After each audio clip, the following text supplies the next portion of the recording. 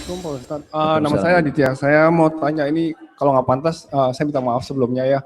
Jadi saya dikasih ini sama ya dia kiai dari Garut. Menurut dia ini ayat Al-Quran. Jadi saya pasang ini udah sejak lama, cuman terakhir-terakhir ini saya lepas karena saya baca soal Islam dan mistik dan itu nggak relevan, jadi nggak boleh praktis itu kan, jadi saya lepas. Di sisi lain saya nggak tahu ini mesti bagaimana, karena saya juga nggak tahu artinya apa. Bisa saya Bisa lihat? minta tolong. Coba saya lihat.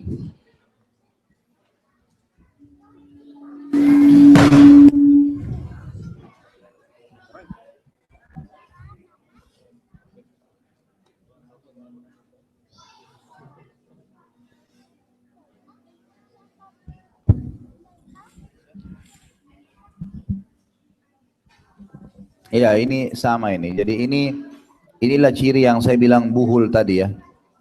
Jadi ciri buhul itu seperti ini, persis ini yang tadi saya bilang. Jadi di sini ada kotak, kemudian ada tulisan angka-angka Arab seperti ini di kotak-kotak.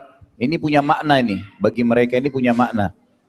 Ini, kemudian di sini juga ada gambar, lihat segitiga.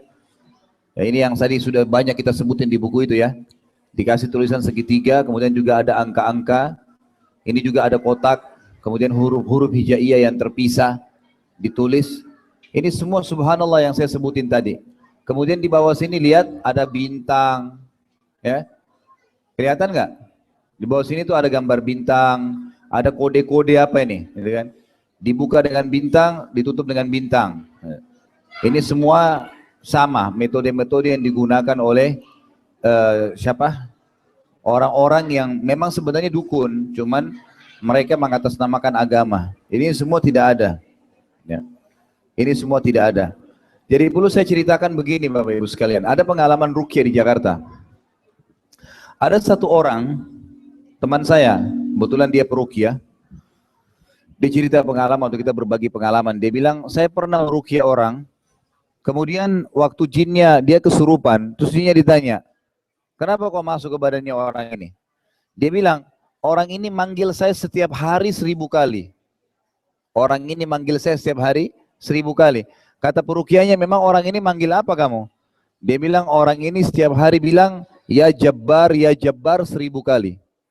Jabbar itu kan namanya Allah ya. Tapi belum pernah ada sunnah dari Nabi SAW dibaca 1000 kali. Nggak ada zikir 1000 kali ya Jabbar.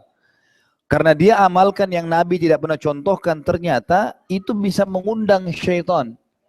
Dia bilang, nama saya Abdul Jabbar. Syaitan itu. Saya masuk ke badannya gara-gara itu. Contoh. Kemudian ada juga orang yang pernah diruqyah ditanya, kenapa kau masuk? Dia bilang, orang ini selalu kirimin saya Al-Fatihah.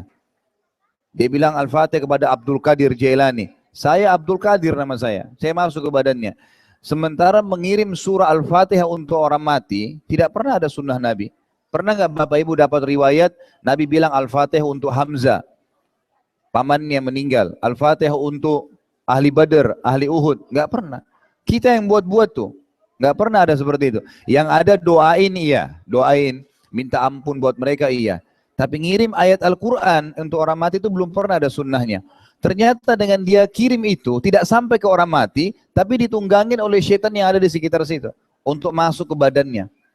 Ada teman saya juga pernah ngeruqyah sekali lagi, di satu pesantren gitu.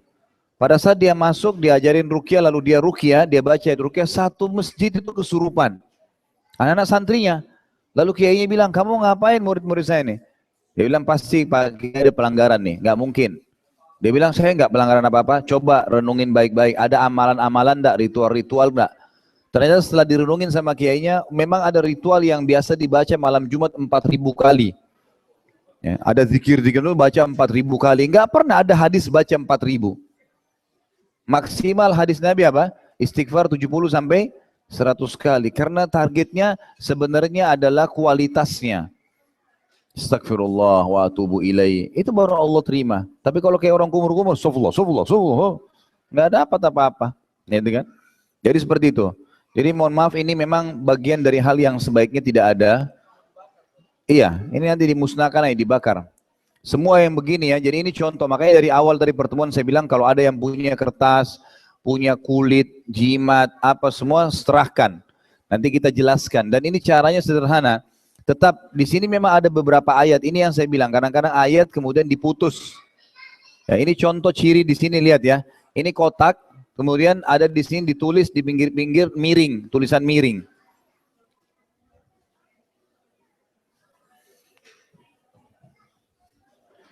Ini ditulis al-awaqid ya Rabba bin nuri hajati. Ini tidak ada artinya dalam bahasa Arab ini. Kalimat itu bisa akhirnya memanggil syaitan, gitu kan?